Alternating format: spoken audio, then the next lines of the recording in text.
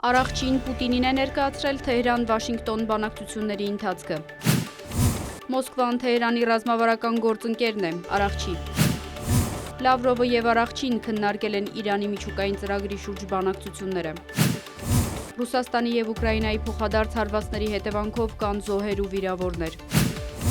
Ուկրաինայի էներգետիկ ենթակառուցվածքները չթիրախավորելու համաձայնության ժամկետը սպառվել է, Պեսկով։ Մնում է վերջնական տեսքի բերել տեքստը Թրամփը Ուկրաինայի հետ համաձայնագրի մասին։ Լոնդոնում ուկրաինական կարգավորման հարցով կհանդիպեն Ֆրանսիայի, Միացյալ Նահանգների, Մեծ Բրիտանիայի, Գերմանիայի եւ Ուկրաինայի ներկայացուցիչները։